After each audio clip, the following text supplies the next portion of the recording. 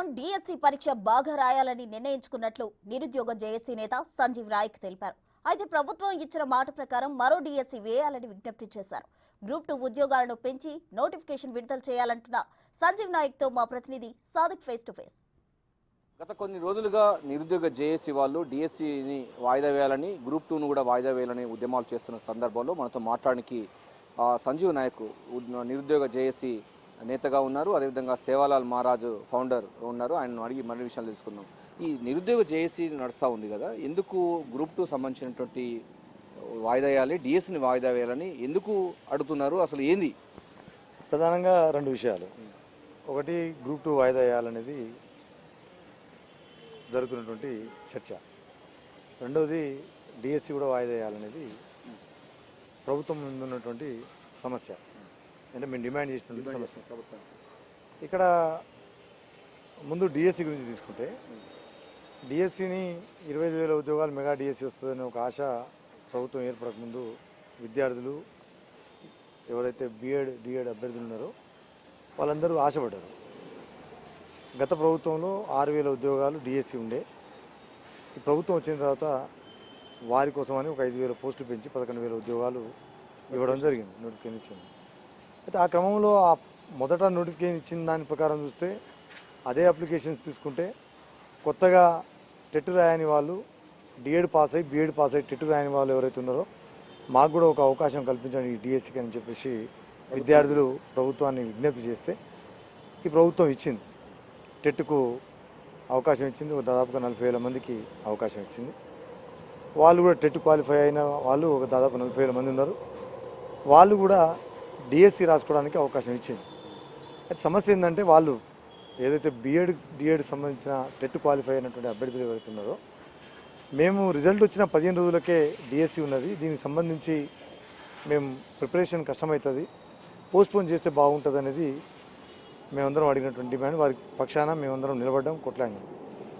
అయితే ఇప్పుడు కొత్తగా డిఎస్సిని పెంచాలి, పోస్టు పెంచాలనేది కూడా డిమాండ్ పెట్టాం. వాయిదా పెట్టాలి, పోస్టు పెంచాలని డిమాండ్ పెట్టాం. అయితే ఇప్పుడు చూస్తున్న క్రమంలో ఒకవైపు విద్యా సంవత్సరం ప్రారంభమైంది, ఒకవైపు తండాలు గూడాలలో పాఠశాలలు ఉపాధ్యాయులు లేక చాలా పాఠశాలలు అలానే ఉన్నాయి. ప్రమోషన్స్ చేయక కూడా పెండింగ్లో ఉన్నటువంటి ప్రమోషన్స్ ఉండడంతో పాఠశాలలు మొత్తం ఇబ్బందికరమైనటువంటి పరిస్థితులు ఉన్నమాట వాస్తవం. దానికి తగ్గట్టు ప్రభుత్వం దగ్గర మేము 2 డిమాండ్లు పెట్టినప్పుడు, నాకు తెలిసి వాస్తవానికి గ్రూప్ 1 డిఎస్సి, గ్రూప్ 2, గ్రూప్ 3 వీటికి సంబంధించిన మా డిమాండ్లలో ప్రధానంగా డిఎస్సి వాయిదా పెంచాలని, గ్రూప్ 2ను పెంచి వాయిదా వేయాలనేది, గ్రూప్ 1 1:100 కావాలనేది ప్రభుత్వం ముందు డిమాండ్ చేసినాం. గ్రూప్ 3ని కూడా పోస్టులు పెంచాలనేది ప్రభుత్వం దగ్గర పెట్టాం. మేము చర్చల సందర్భంగా గ్రూప్ 2కు సంబంధించి ముఖ్యమంత్రి గారు ప్రభుత్వ ప్రతినిధులను మేము చర్చించిన క్రమంలో సానుకూల వాతావరణం వచ్చింది. గ్రూప్ 2ను వాయిదా వేస్తానికి, అదే మాదిరిగా పోస్టు పెంచి వాయిదా వేస్తానికి దానికి సంబంధించిన లీగాలిటీ ఏముంది, మంచి ఏముంది, చెడు ఏముంది చూసి సానుకూలమైనటువంటి స్పందన ప్రభుత్వం నుంచి వస్తుందని మేము భావిస్తున్నాం. ఆ ఆశాభావం అయితే వ్యక్తం చేస్తూ ఉన్నాం. ఆశ అయితే ఉన్నది. డిఎస్సికి సంబంధించి 6,000 ఉద్యోగాల నుంచి 5,000 ఉద్యోగాలు అదనంగా ఇచ్చారు. టెట్టు అభ్యర్థుల కోసం వాళ్ళకు అవకాశం ఇచ్చారు. గ్రూప్ 1ను కూడా ఒక 60 పోస్టులు పెంచారు, డిఎస్సి పెంచారు. గ్రూప్ 2, గ్రూప్ 3 పెంచాలనేది మా డిమాండ్ ఉండేది. ఇప్పుడు ఏమైంది, 18వ తారీఖు నుంచి ఎగ్జామ్స్ నడుస్తున్నాయి. 18వ తారీఖు నుంచి డిఎస్సి ఎగ్జామ్స్ నడుస్తున్నాయి. ప్రభుత్వం దగ్గర ముందున్నటువంటి సవాళ్ళు ఏంది, ప్రభుత్వ పాఠశాలలో పనితీరు బాగా జరగాలని, అది ఉపాధ్యాయులు రిక్రూట్మెంట్ కావాలని మా డిమాండ్ కూడా. గూడాలలో తండాలలో విపరీతమైనటువంటి డిమాండ్ ఉన్నది. ఒకవైపు ట్రాన్స్ఫర్స్ కూడా పెండింగ్ ఉన్న ట్రాన్స్ఫర్స్ కూడా జరిగిపోయింది. ఇప్పుడు ఇమీడియట్గా ఉపాధ్యాయులు కావాలి. అయితే ఈ క్రమంలో డిఎస్సి ఎవరైతే ఎగ్జామ్ రాయబోతున్నారో ఆ అభ్యర్థులు 18వ తారీఖు రాయబోతున్న అభ్యర్థులకు నా తరఫున శుభాకాంక్షలు. ప్రశాంతంగా ఎగ్జామ్లు రాసుకోవాలి, ఎందుకంటే టైం లేదు, సమయం లేదు, 2 రోజులు. మొన్ననే బట్టి గారు కూడా ఒక స్టేట్మెంట్ ఇచ్చినాడు. ఇంకొక డిఎస్సి 6 నుంచి 7,000 వరకు చెప్తున్నా. మేము ఏదైతే పెంచాలి, పోస్ట్పోన్ చేయాలనే డిమాండ్ ఉందో దాంట్లో ప్రభుత్వం నుంచి బట్టి గారు, సీతక్క గారు మొన్న ఒక స్టేట్మెంటు ఓపెన్గానే ఇచ్చినారు.